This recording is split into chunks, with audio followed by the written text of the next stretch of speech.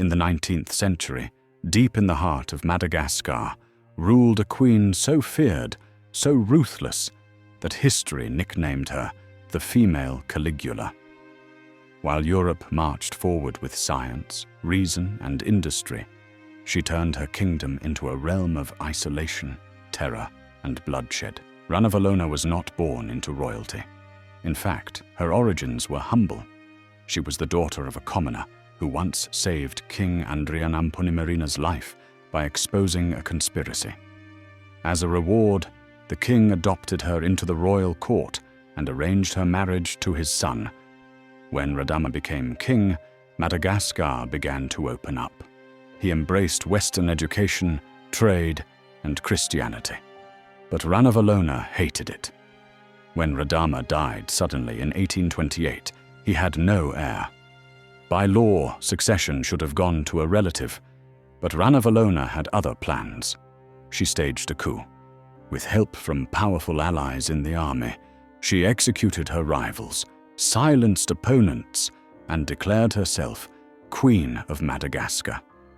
Over 100 nobles were slaughtered during her takeover, and from that moment on, the island would never be the same. From her throne in the capital, Antananarivo, Ranavalona ruled with absolute authority. She rejected everything her late husband had built. European influence, erased, missionaries, expelled, Christianity, outlawed. She enforced strict traditional laws and brought back tangina trials, an ancient justice system involving poison. Here's how it worked. If you were accused of a crime, you were forced to eat 3 pieces of chicken skin along with a toxic nut. If you vomited it all, you were innocent. If not, you died. Historians estimate between 2,000 to 5,000 people died every year from these poison ordeals alone. But it didn't stop there. Ranavalona created a culture of surveillance. Informants were everywhere. One wrong word could get you executed. Even wearing European clothes or praying in secret was a capital offense. She built massive palaces, tombs, and roads using forced labor. Over 20% of the island's population may have died during her reign. Workers were given little food, poor shelter, and grueling tasks. Many were marched for miles, only to collapse from exhaustion. Europe did not forget Madagascar. French and British traders were furious that their influence had vanished. Missionaries who returned home told horrifying tales of persecution. But Ranavalona wasn't intimidated. In 1835, she declared that all foreigners must obey Malagasy laws or leave. She banned Christianity entirely. Thousands of Malagasy Christians were executed. Some were spared, others thrown off cliffs. Some were buried alive. British and French envoys tried diplomacy and failed. One French naval force even attempted to invade in 1845, sending 14 warships, but their campaign ended in disaster. Swamps, disease, and logistical failures forced them to retreat.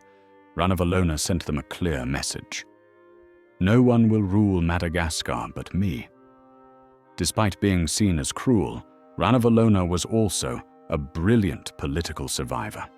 She kept Madagascar independent at a time when most of Africa was falling to colonial rule. She manipulated European rivals against one another, playing the French and British off each other. And although she accepted some trade, it was strictly on her terms. Life under Ranavalona was tense. The air itself seemed to carry whispers of fear. People learned to speak carefully. Public gatherings were watched. Any deviation from tradition, a prayer, a book, a European object, could bring death.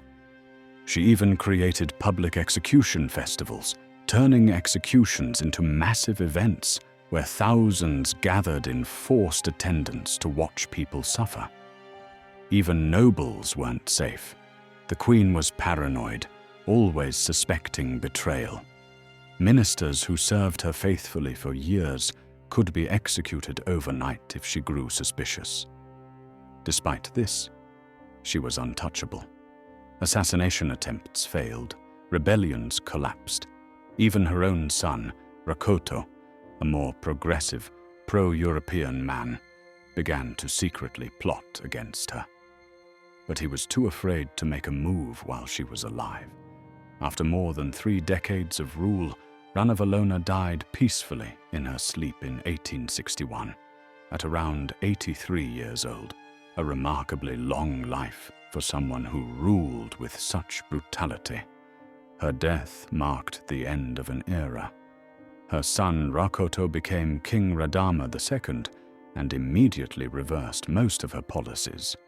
He opened the country, welcomed missionaries, and tried to repair Madagascar's international image. But the shadow of Ranavalona loomed long. To some Malagasy nationalists, she remains a symbol of resistance against colonialism. She defied Europe when few others could. But to many historians, she remains one of the most violent female rulers in history, a monarch whose reign brought terror, blood, and isolation to an entire island. Was she a freedom fighter, a mad tyrant, or both?